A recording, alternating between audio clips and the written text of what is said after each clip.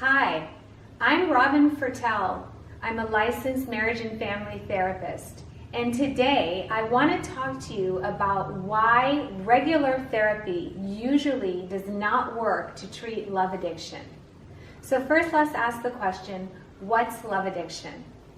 Well, if you find yourself loving someone with such intensity that at the end of the day you are left feeling pain and emotionally drained, or if you feel a profound need to receive love, acceptance, and approval from others, it doesn't have to be someone romantic. And when you don't get it, you feel as if you have little worth, amongst other things. That is love addiction. From the time we were born, especially from the ages 0 through 5, we're pretty unconscious. Most of us don't remember. We begin developing consciousness at our prefrontal cortex at about the age of 6. Anything we see during this time of experience, especially with our parents, goes into the back of our brain, our limbic area, where these memories are stored. That is our unconscious. Even as you're listening to me right now, your conscious brain is in the prefrontal cortex. That's what's hearing me right now.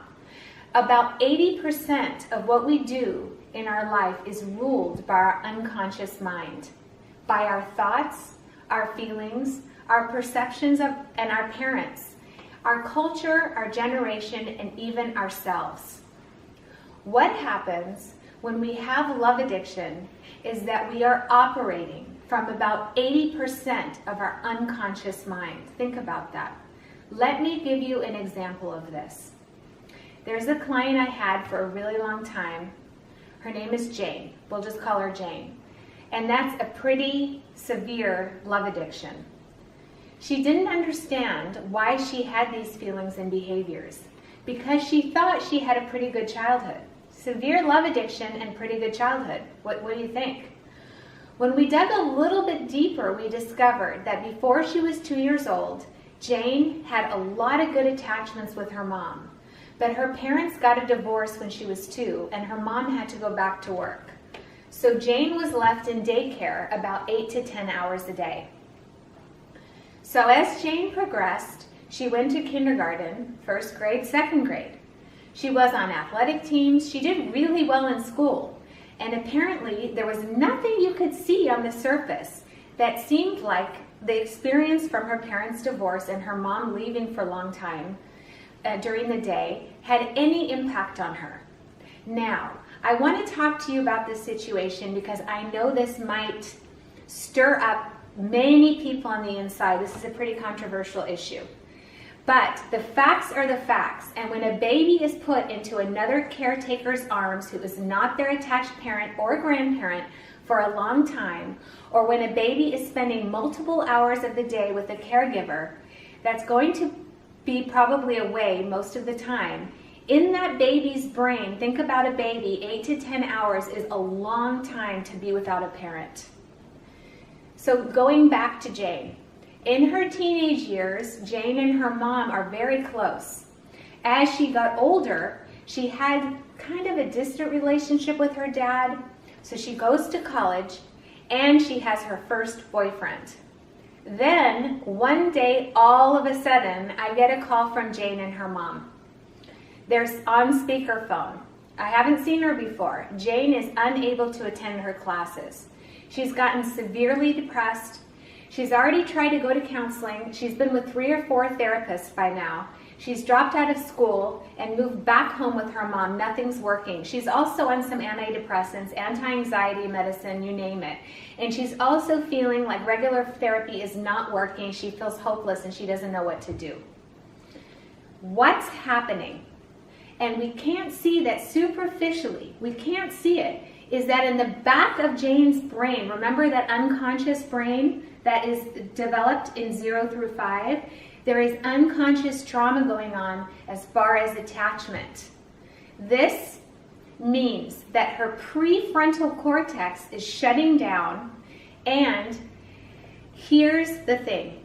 Trauma and pain affect people in different ways.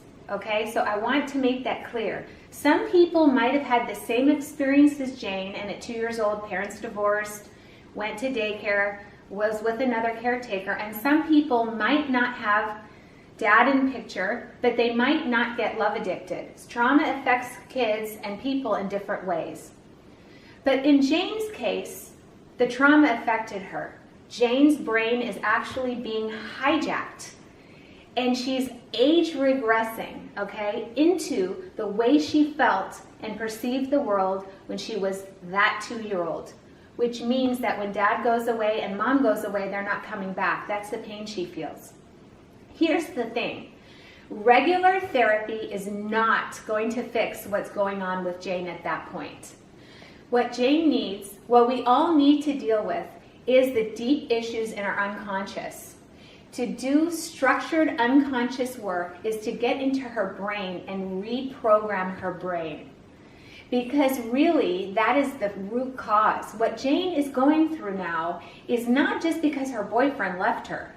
What's happening is that in this situation, it's reminding her unconsciously of her dad leaving and her parents divorcing, and being in a daycare situation where she's not properly attaching.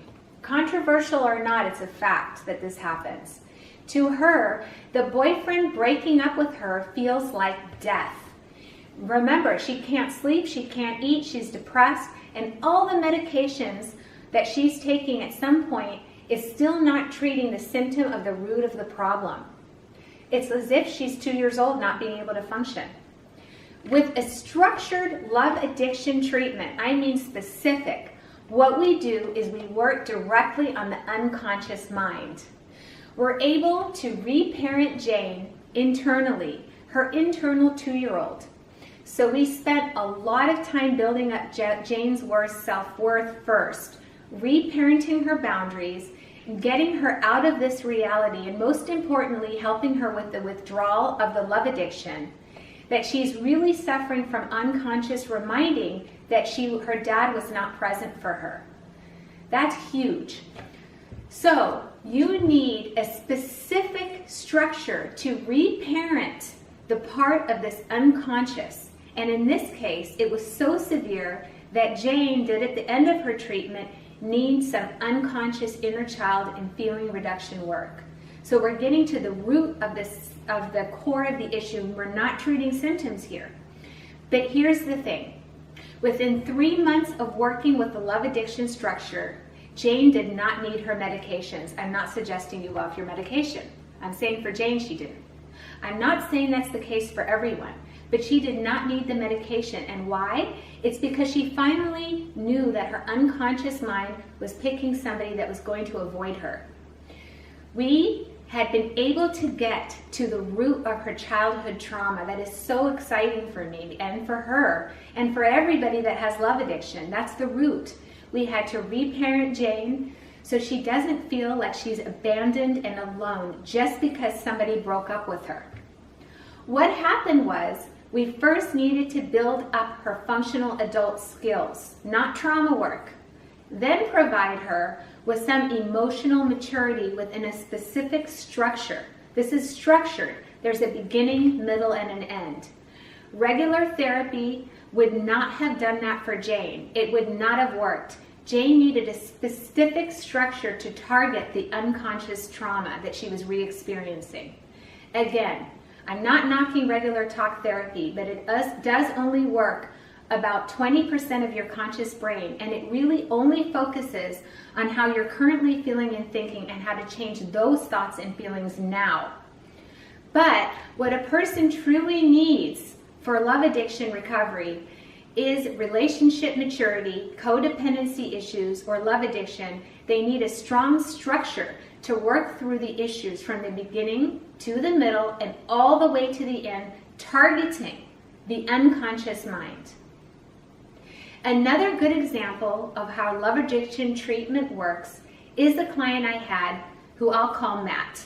Of course, I don't use people's names, right? Matt walks around constantly feeling inadequate at his job. He also feels like other people don't like him.